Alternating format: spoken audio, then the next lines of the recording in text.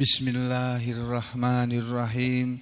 Alhamdulillahirabbil alamin. Wassalatu wassalamu ala Rasulillah wa ala alihi wa ashabihi ajma'in. Amma ba'du ayyuhan nas, ittaqullaha mastata'tum wasma'u wa ati'u la'allakum turhamun. Para muslimin rahimakumullah, pada pertemuan sebelumnya kita sudah mempelajari surat Hud sampai dengan ayat yang ke-18 dan 19 di mana Allah Subhanahu wa taala menyatakan pada ayat 18 lalu disusul ayat 19 sebagai berikut ini. A'udzu billahi minasyaitonir rajim. Wa man azlamu, dan siapakah yang lebih zalim. Jadi wa itu artinya dan, man itu siapakah atau barang siapa. Siapakah? Azlamu, siapakah yang azlamu lebih zalim. Ya,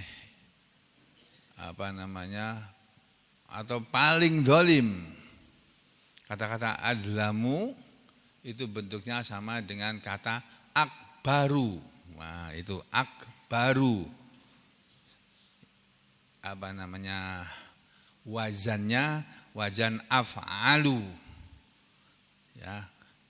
Jadi kalau akbaru itu artinya yang paling besar. Allahu Akbar, Allah itu yang paling besar, Allah itu yang maha besar.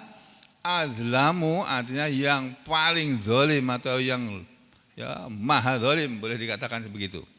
Siapakah yang lebih zalim atau siapakah yang paling zalim? Maksudnya la adlamu, tulisannya man adlamu tapi maksudnya la adlamu. Jadi waman adlamu, dan tidak ada yang lebih zalim mimman daripada orang yang iftara 'alallahil kadziba. Ini iftara, mengada-ngada, mengarang-ngarang 'alallah, kepada Allah atau terhadap Allah, mengarang kadziban, kebohongan. Yang oleh para ulama diterangkan oleh para ulama ahli tafsir berdasarkan keterangan dari Rasulullah sallallahu alaihi wasallam dan para sahabatnya, bahwa yang dimaksud dengan orang yang mengarang-arang kebohongan terhadap Allah adalah orang yang mengatakan bahwa Allah itu punya anak. Siapa yang mengatakan bahwa Allah itu punya anak, atau Allah punya ibu, atau Allah punya bapak, itu namanya mengarang perkataan terhadap Allah. Kebohongan itu. Bohong. Gak ada Allah itu punya anak. Atau Allah melahirkan anak. Jadi itu contoh mengarang-arang kebohongan terhadap Allah. Itu dosa yang paling besar itu. Itu perbuatan yang paling zalim, yang mengatakan bahwa Tuhan punya anak, atau Tuhan punya bapak, atau Tuhan punya ibu, atau Tuhan punya sekutu. Dalam tafsir yang lain kemarin sudah terangkan ya. Tuhan punya sekutu yang membantu dia untuk segala urusannya. Enggak, Allah sendirian mengatur alam sendiri, alam raya ini sendirian. Dia ciptakan alam raya ini sendirian, enggak pakai pembantu. Dan dia menciptakan segala isinya sendirian, enggak pakai pembantu. Enggak ada temannya, enggak ada syarikun, sekutu, teman, penolong, enggak ada.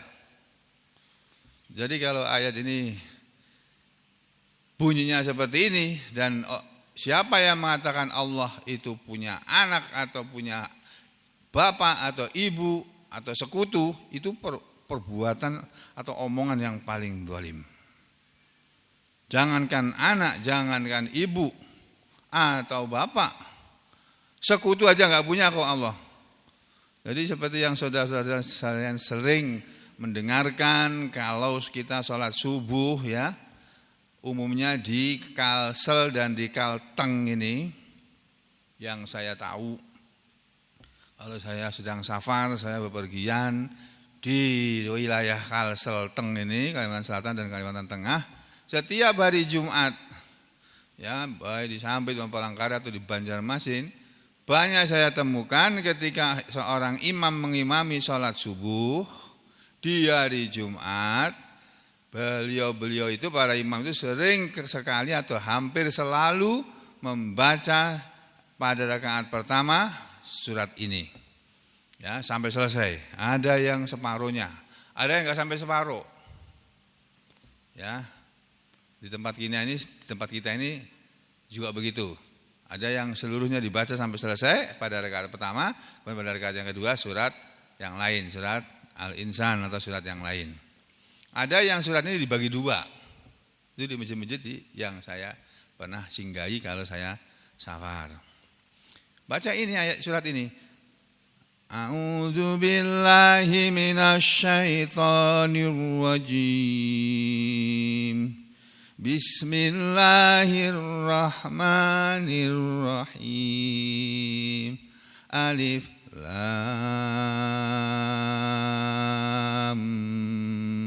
mim. Tanzilul kitabi la raiba fihi mir rabbil alamin. Am yakuluna aftarah bal huwal haqqu mir rabbika litunzira qauman ma atahum min nadhir. Ma atahum min nadhirin min qablika la'allahum yahtadun. Ayat yang keempat nih.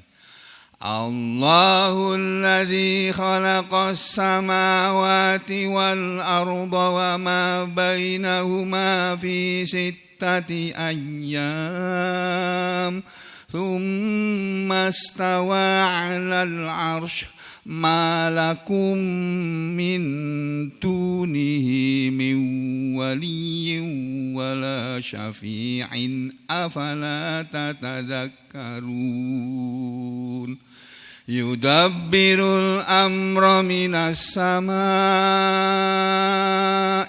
ilal ardi thumma ya'ruju ilayhi ثم يعرج إليه في يوم كان مقداره 1000 سنة مما تعدون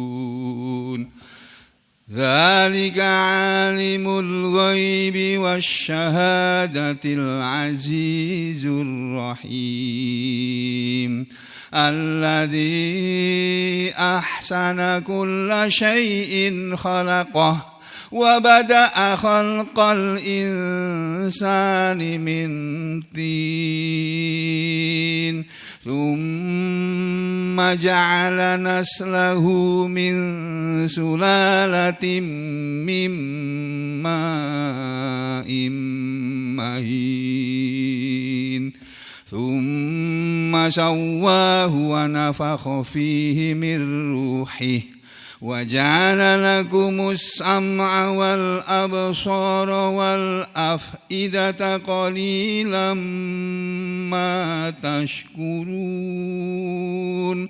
وقالوا أإذا ضللنا في الأرض أإنا لفي خلق جديد بل هم بلقاء ربهم كافرون.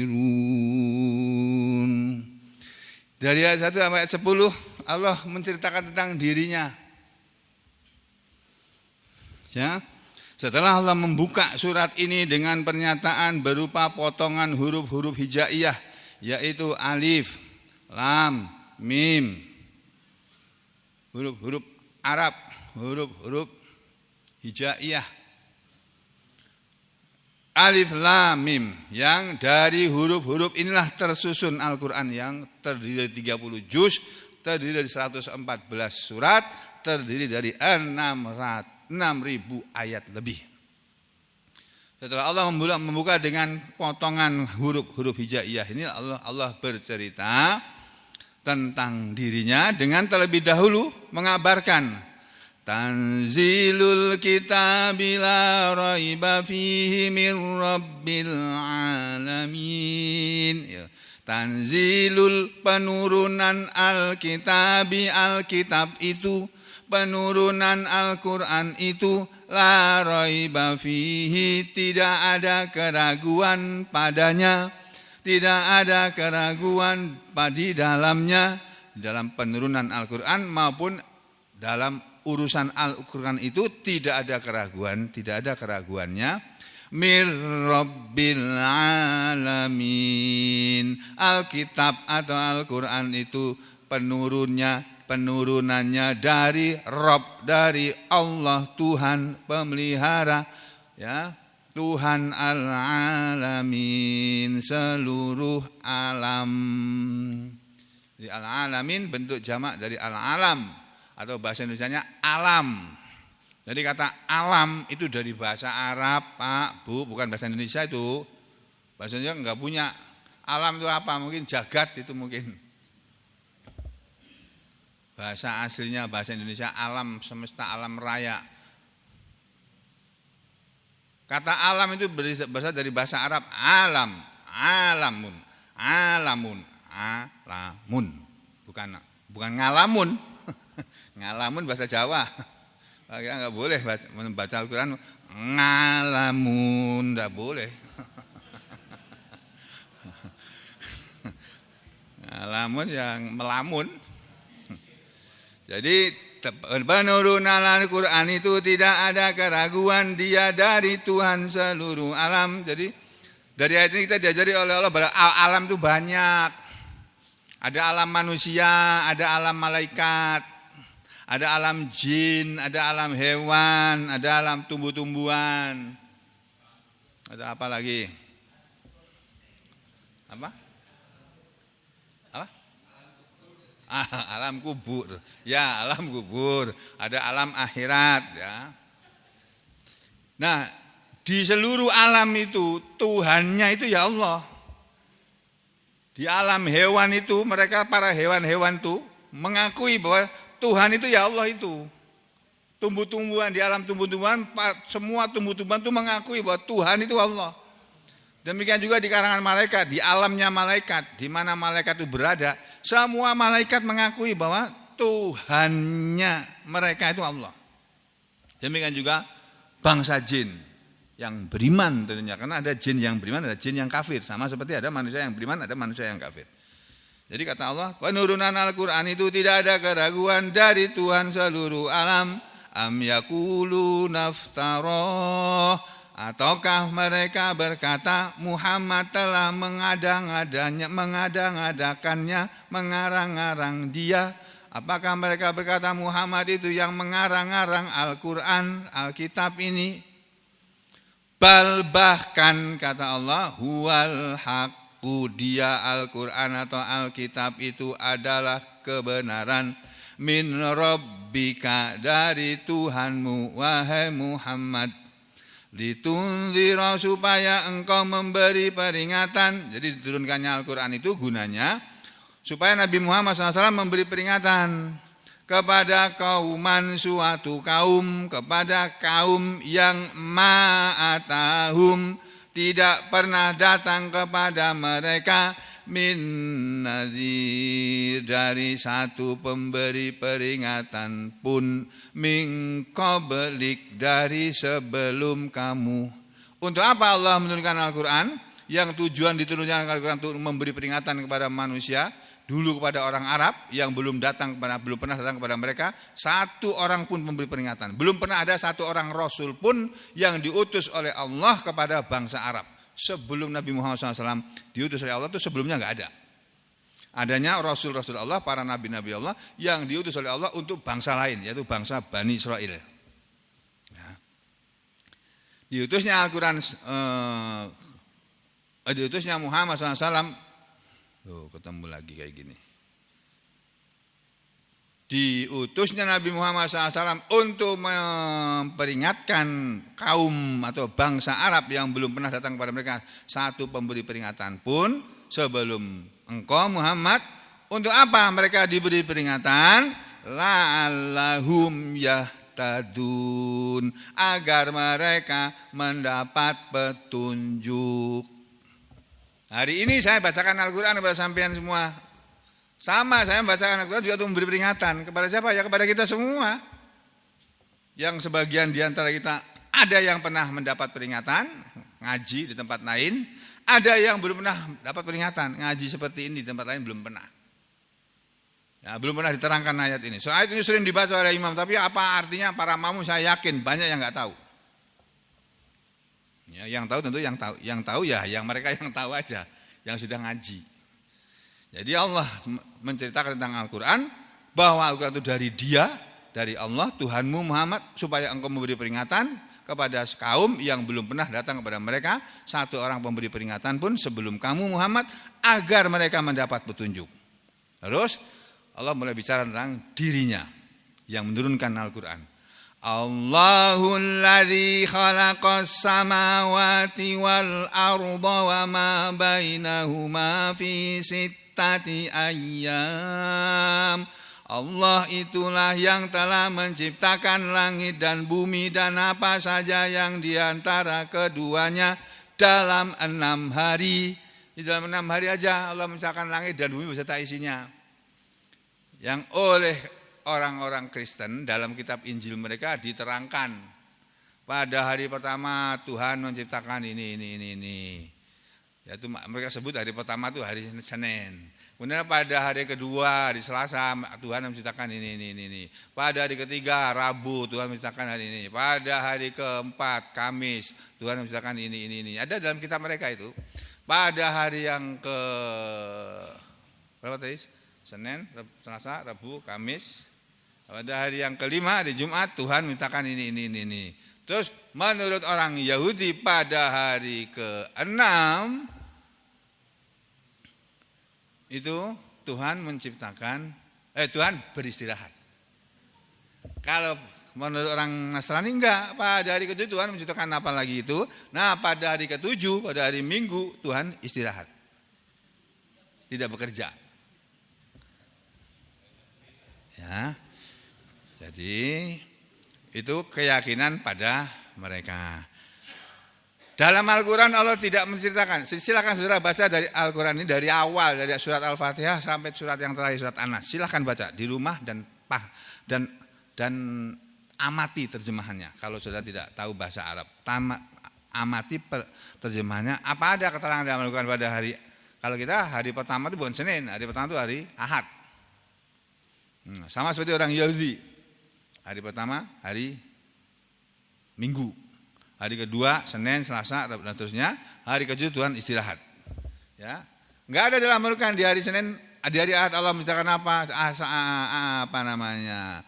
Hari Senin apa, Selasa apa, Kamis apa, Rabu apa, Jumat apa. Enggak ada dalam Al-Quran. Satu ayat pun enggak ada. Ayat yang ada semua ayat berbunyi, Dia Allah yang telah menciptakan langit dan bumi dan apa saja yang ada di antara keduanya, di antara langit dan bumi dalam 6 hari. Summastawa 'alal 'arsy. Kemudian Allah istiwa. Kalau guru kami dulu mengartikannya bersemayam 'alal 'arsy, di atas arsy, di atas singgasananya, singgasana Allah. Allah itu malikin nas, raja manusia.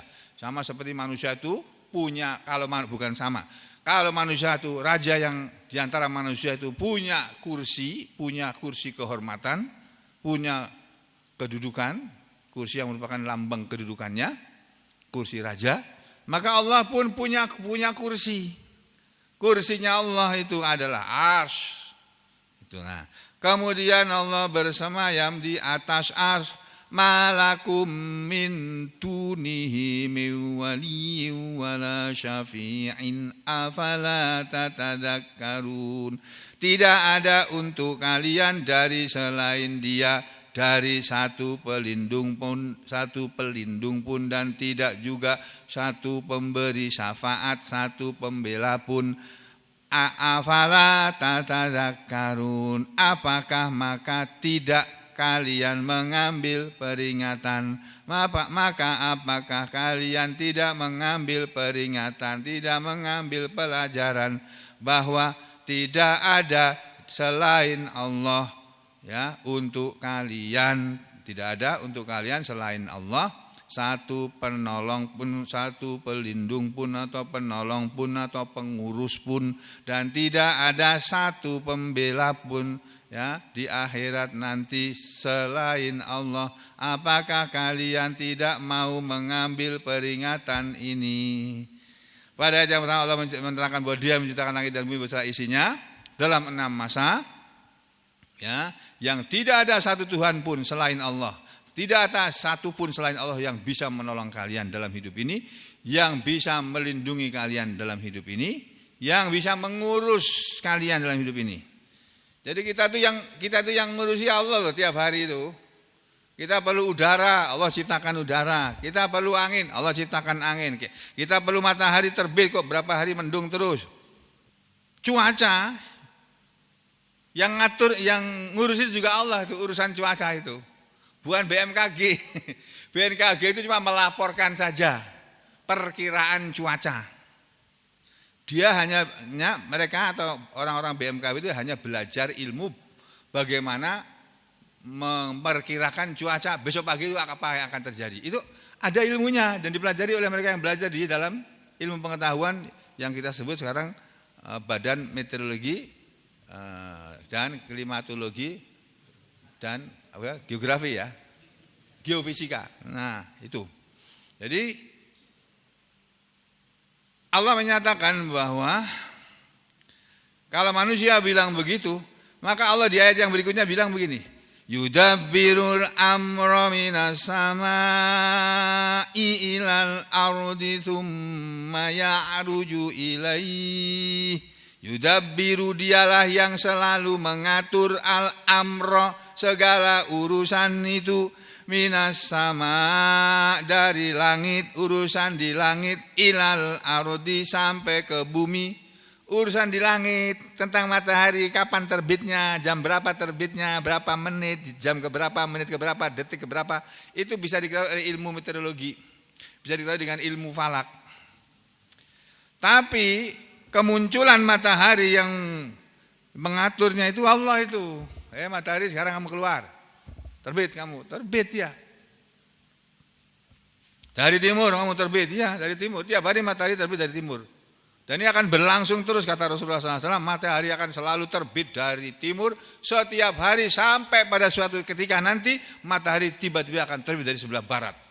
Nah kalau pada hari ini atau besok kita bangun pagi matahari terbit dari barat, selamanya mau beriman saat itu nggak ada gunanya beriman.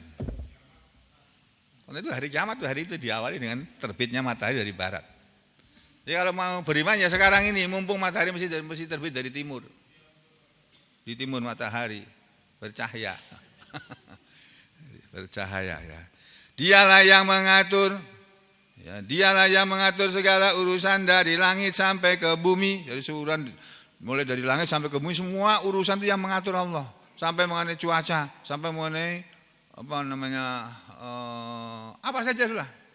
Al-Quran mengatakan yudabbirul amra minas samai ilal ardi thumma ya'ruju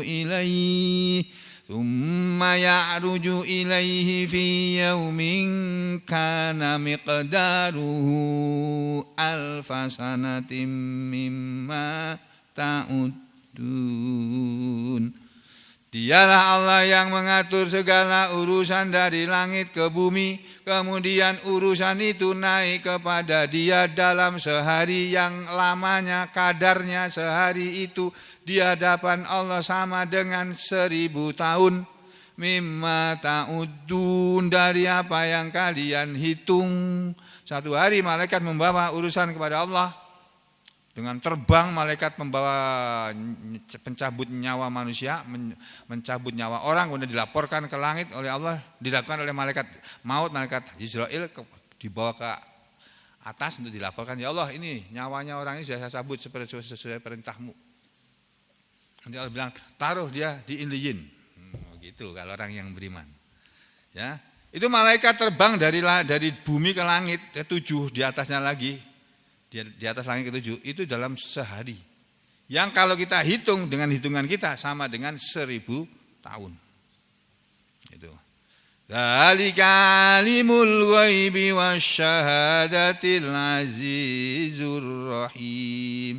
Dzalika yang demikian itu, yaitu yang mengatur seluruh urusan ini tadi, ya, itulah alimul ghaibi, yang maha mengetahui segala yang gaib. Maksudnya dialah yang demikian itulah Allah yang mengetahui segala yang gaib, wasyahadah, dan segala yang terang yang tampak.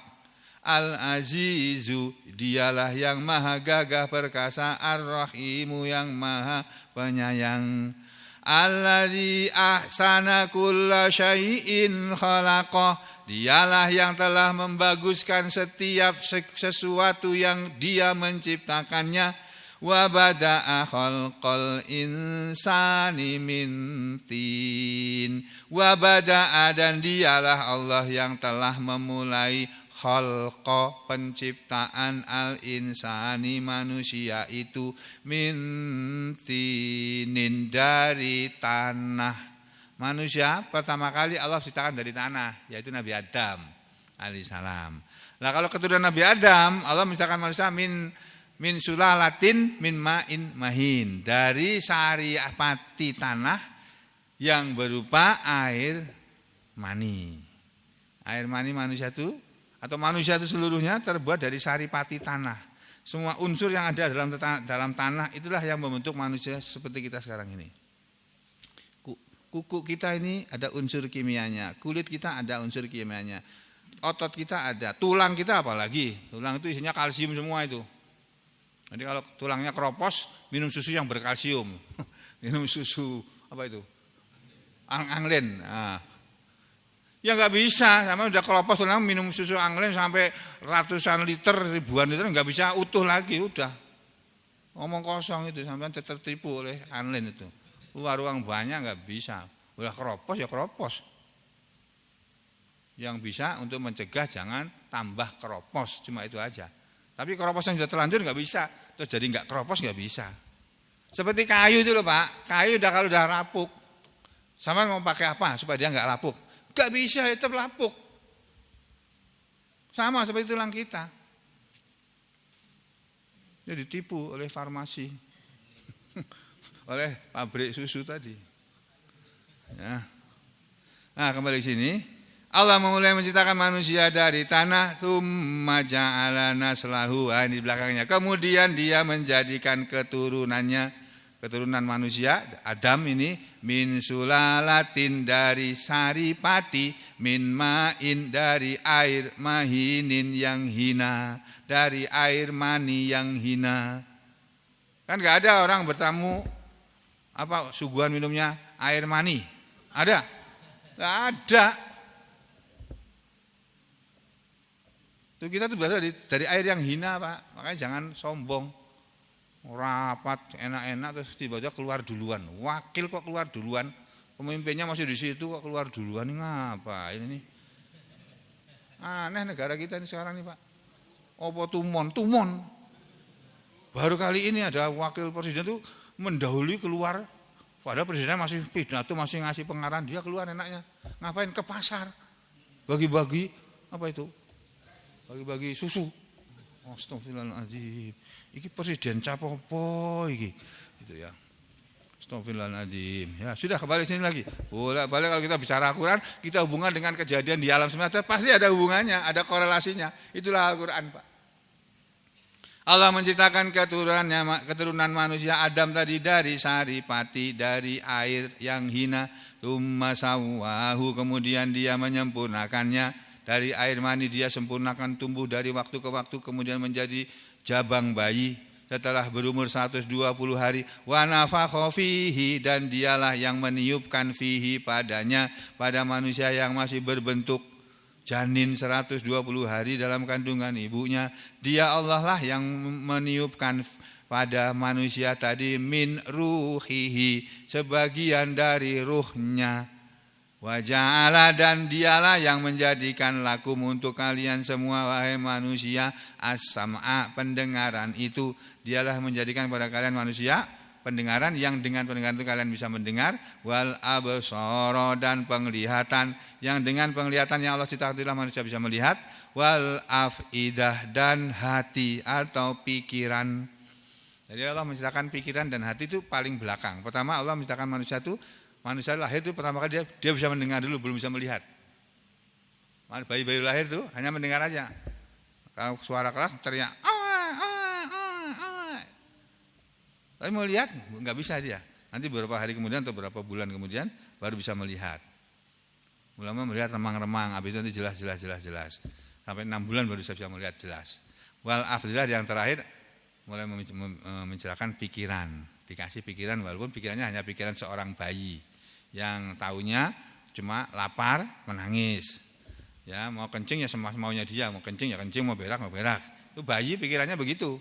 Kalau manusia mau kencing, kalau udah dewasa mau kencing, mau berak kan mikir dulu. Aku berat kencing, kamu kencing di sini aja. Enggak mungkin dia, orang mau dewasa. Kamu lagi di masjid, masa mau kencing di masjid? Mikir dulu dia. Nah, kalau ada orang kayak gitu, berarti bukan orang waras ini. Kencing di masjid, berak di masjid. Itu pikiran bukan orang yang waras itu. Jadi pikiran itu paling terakhir. Kata Allah apa? Qalilam ma tashkurun. Sedikit sekali apa yang kalian menyukuri, kalian bersyukur. Sedikit sekali kalian manusia bersyukur kepada Allah. Jadi yang bersyukur kepada Allah itu sedikit saja. Ya, sudah begitu. Dan seterusnya ini semuanya nih Allah ini. Dan Allah enggak bilang sama siapa-siapa loh dia. Dia mengatur segala urusan sendirian. Enggak ada sekutu, enggak ada teman, enggak ada. Nah, orang-orang yang disebut oleh Allah pada surat Hud ayat berapa tadi itu? 19 ini. Ayat 19 ini ya, 19, 18, 19 ini orang-orang Nasara, orang-orang Yahudi dan orang musyrik yang menganggap bahwa Tuhan itu punya sekutu. Ya, punya sekutu, dia tidak sendirian. Nah, itu mereka yang berkata begitu sudah mengarang kebohongan. Ya, jadi kembali ke sini tadi ayat yang ke sini tadi. Nah, ini loh. Ya, surat Hud ini tadi loh Pak. Saya lari kemana-mana tadi kan dalam rangka mau coba menambah pemahaman sampean semuanya dengan izin Allah tentang kita ini disuruh oleh Allah untuk memperhatikan Al-Quran ini ya. Dari ayat-ayat yang sedang kita pelajari tadi mulai ayat 18 Allah menyatakan tidak ada yang lebih zalim daripada orang-orang yang mengarang-arang kepada Allah kebohongan, yang ulaika yu'raduna ala rabbihim, mereka lah orang-orang yang akan dihadapkan kepada Tuhan mereka, wa yaqulul ashhad, dan akan berkatalah para saksi, haula illadzina kadzabu ala rabbihim, mereka lah orang-orang itu ya wahai Muhammad, wahai Allah. Nanti malaikat akan berkata di akhirat sana di hadapan semua makhluk, mereka dulu yang membuat kebohongan, yang sudah membuat kebohongan terhadap Tuhan mereka, terhadap Allah. Jadi nanti di sana ditunjuk dulu orang-orang itu tunjukkan. Lalu Allah berfirman, ala laknatullahi ala zalimin. Ketahuilah laknat Allah akan menimpa kepada orang-orang yang zalim. Siapa orang-orang yang zalim? Sudah disebut dalam ayat yang ke-19. Orang-orang yang zalim itu satu.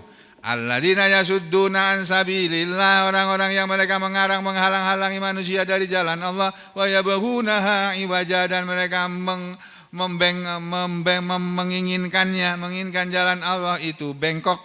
Wahum, dan yang kedua mereka bil akhirati, kepada akhirat, hum kafirun, mereka itu orang-orang yang kafir. Itu ayat 19-20, ayat 18-19. Nah, berikutnya pada ayat yang ke-20 Allah Subhanahu wa taala beriman seperti ini. A'udzu billahi minasyaitonir rajim. Ulaika lam yakunu mu'jizina fil ard wa ma kana lahum min dunillahi min awliya yudha'afu lahumul azab ma kanu yastati'una as-sam'a wa ma kanu yubsirun. Ini ayat yang ke-20. Pada ayat yang ke-20 Allah Subhanahu wa taala menyatakan ya pada ayat ke-20 ini tadi 19. Nah ini. Ulaika, mereka itu orang-orang yang mengarang-arang kebohongan terhadap Allah. Lam yakunu, tidaklah mereka ada, tidaklah mereka bisa berada ya. Mu'jizin, menjadi orang-orang yang melemahkan. Ulaika lam yakunu mu'jizin. Mereka lah orang-orang yang tidak ada mereka melemahkan. Tidak bisa mereka melemahkan Allah. Lalu orang kalau lemah kan oleh yang kuat bisa diapa-apain. Yang namanya dilemahkan itu digagalkan, dihalang-halangi. Nah Allah itu tidak bisa dihalang-halangi, dikalahkan, dilemahkan. Jangankan dikalahkan, dilemahkan aja nggak bisa kok. Allah itu. Mereka manusia yang menyekutukan Allah itulah yang berusaha melemahkan Allah. Ibnu Abbas berkata, qala Ibnu Abbas, kata ahli tafsir Ibnu Abbas sahabat Nabi, yang dimaksud mu'jizin itu adalah sabikin. Tulisannya Al-Quran itu mu'jizin yang arti bahasa Indonesianya melemahkan. Tapi kata Ibnu Abbas ahli tafsir sahabat Nabi ini mengatakan mu'jizin di sini maknanya sabikin, mendahului. Manusia itu tidak bisa mendahului Allah. Jadi mereka itulah orang-orang yang tidak bisa melemahkan kepada Allah, yang maknanya mendahului. Manusia tidak bisa mendahului Allah. Kalau ahli tafsir Qatadah, ahli tafsir Qatadah, murid sahabat Ibnu Mas'ud, mengartikan mu'jizin itu haribin, orang-orang yang lari. Manusia nggak bisa lari dari Allah tuh nggak bisa. Lari dari ketetapan Allah nggak bisa. Kalau menetapkan kamu hari ini sakit, saya sudah minum obat kok, saya sudah vaksinasi kok, biar nggak sakit. Oh apa, kalau Allah mau kasih sakit bisa aja, walaupun sudah divaksinasi, walaupun sudah minum vitamin 1 botol sekalipun, walaupun sudah minum madu sekalipun, walaupun sudah minum jamu apa yang bisa aku dibuatkan ibu-ibu di belakang itu. Ada yang suka menjembatkan aku jamu ini, aku minum, habis, 1 gelas gede habis, masih ada sisa. Aduh ini taruh di mana ya, kira-kira aja taruh di kulkas. Biasanya lupa lagi saya sudah, nggak aku minum lagi. Ini sekarang masih ada nih, siapa yang mau jamu itu minum. Aduh, Masya Allah. Jadi saudara, manusia nggak bisa lari dari ketetapan Allah, manusia nggak bisa. Jadi, kalau ahli tafsir Muqatil mengartikan mu'jizin itu faitin, orang-orang yang luput, mau meluputkan diri atau luput dari ketetapan Allah, tidak bisa. Ulaika lam yakunu mu'jizina fil ard. Mereka lah orang-orang yang berusaha melemahkan Allah, tapi mereka tidak bisa melemahkan Allah fil ardi, di bumi. Wa ma kana lahum, dan tidak ada bagi mereka min dunillah, dari selain Allah, min auliya. Kalau surat Sajdah min dunihi min waliyin wala syafi'in, itu kan. Kalau di sini wa ma kana lahum min dunillah, dan tidak ada bagi mereka dari selain Allah min auliya, dari para wali-wali, para penolong-penolong, para pelindung-pelindung. Ini auliya diartikan oleh para ahli tafsir yakni ansoron, para penolong-penolong. Kalau satu nasrun, pertolongan, ansorun, pertolongan, penolong. Gak ada penolong-penolong, wa a'wanan, dan pembantu-pembantu yang yahfadunahum, bisa menjaga mereka min adabina, dari adab kami. Jadi nanti di akhirat manusia tidak ada yang bisa luput dari adab Allah, lari dari adab Allah, atau melemahkan adab Allah. Kalau di dunia ini manusia bisa melemahkan hukum, bisa. Dengan membayar hakim agung. Hakim agung yang ketangkap itu. Nyimpan dia LHKPN apa? LHKPN apa? Laporan harta kekayaan negara. Bukan. Apa, Pak? Laporan harta kekayaan pejabat negara, PKN ya. Laporannya kepada negara, hartanya Pak Hakim Agung tadi itu 51 M yang dilaporkan. Ternyata ketika dia ditangkap, ini Pak, aneh Indonesia ini Pak. Hakim Agung ditangkap Jaksa Agung, apa tumon toh?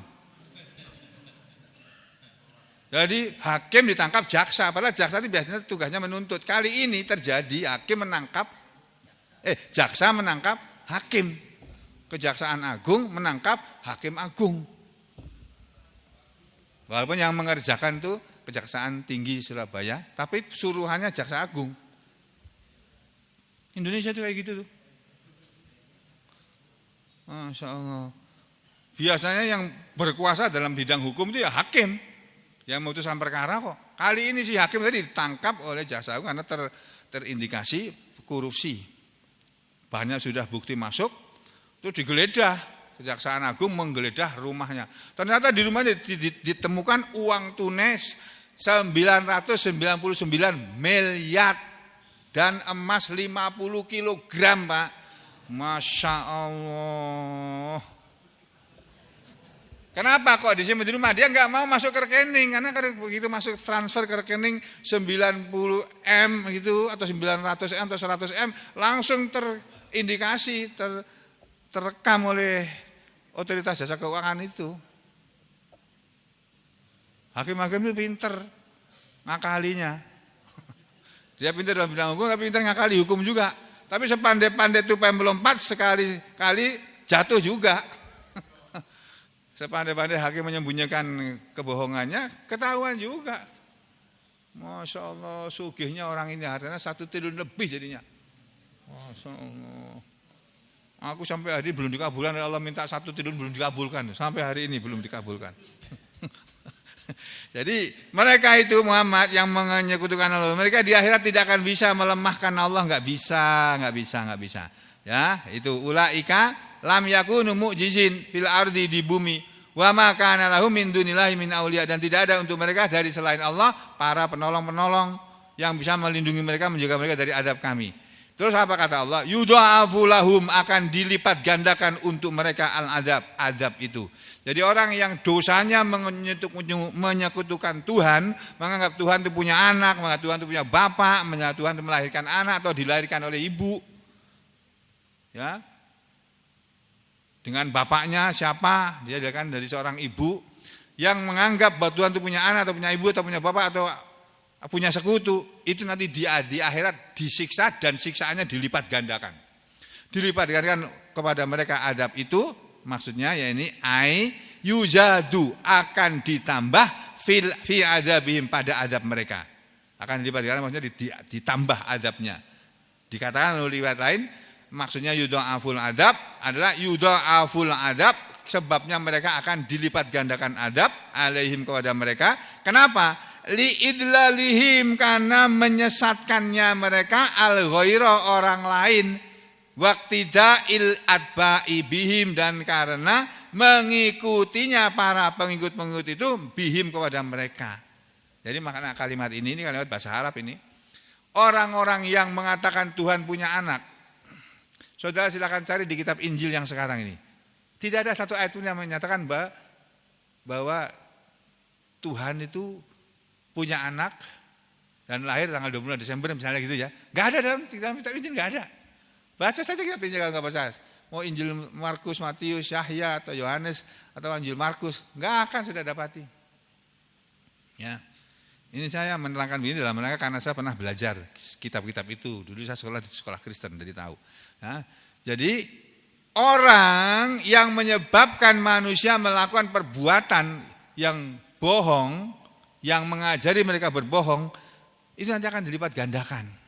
Para pemimpin-pemimpin manusia yang menyesatkan manusia itu nanti azabnya dilipat gandakan. Makanya kita kalau memberi contoh, berilah contoh yang baik kepada umat. Umat ini jangan dikasih contoh yang tidak baik, apalagi sampai yang berdosa yang mengakibatkan di akhir akan disiksa, diadab oleh Allah. Jangan. Bagaimana selanjutnya? Jangan kemana-mana. Kita ketemu lagi besok pagi. Insya Allah. Aku luka ya astaghfirullahaladzim. Allahumma taqabbal minna innaka antas samiul alim. Wa tub alaina innaka antat tawwabur rahim. Wa sallallahu ala Muhammadin wa ala ali Muhammad. Walhamdulillahi rabbil alamin.